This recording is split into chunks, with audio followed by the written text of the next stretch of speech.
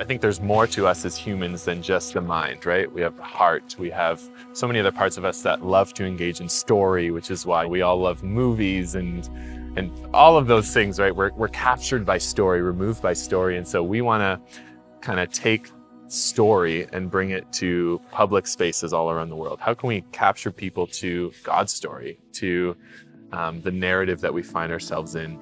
We do dramas on street corners around the world as ways to bridge that and to engage people in conversation. We want to make it easier to talk about God, and that's what we do here, and that's what we do all around the world.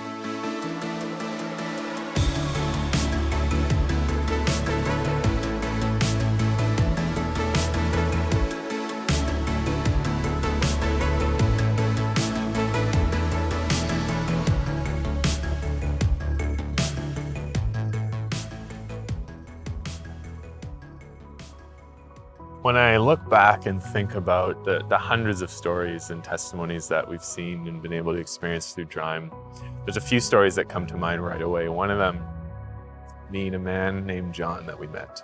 We met him when we weren't even doing ministry. We were kind of done our ministry time. We were by the skating rink under Robson there, just kind of debriefing because it started pouring rain. And a man walked out of the doors there. One of the other DRIMers and I, we stepped out of the circle and just started talking with John. And right away, we noticed that, kind of just looking in his eyes, you can notice that he was a little bit dejected and a little bit lifeless. And he actually shared with us in that conversation that, yeah, I'm doing school and I'm going to, have this job, but it's just, there's nothing interesting in my life right now. There's nothing that I want to wake up for. And so in that moment, we got to talk him through that and ask him, what do you think's under those longings? What do you think you're longing for? What do you think would make your life better? Through that, we ended up talking about, have you ever been to church? Or what do you think of Jesus? I feel like the Spirit was kind of nudging me to just encourage him. Why don't you try it once more? What do you have to lose? Why don't you just try going to church one more time? He was kind of like, I don't know. He was just kind of humming and hawing. And I left the conversation thinking, well, that was, nothing really happened. I think I messed up that one.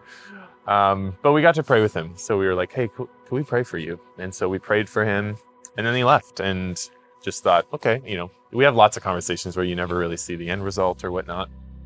But then about a year later, we're doing ministry in the same spot at the art gallery. And I get this tap on my shoulder and I turn around and it's John. And he says, James. And literally right in that moment, I remember, again, looking in his eyes and I'm like, whoa, something has changed. And he went on to tell us a story of that he ended up going to church again. He ended up giving his life to the Lord. He said he just finished reading through the entire Bible and he just felt like God was calling him to be an intercessor for people and the people he works with and the people he goes to school with. And it's like, that's what I've been missing this whole time, is purpose and meaning to what I'm doing. There was this new lens in which he was seeing all of it because of his, new relationship with Jesus, because of the meaning and purpose of being able to walk with the people, of praying with them.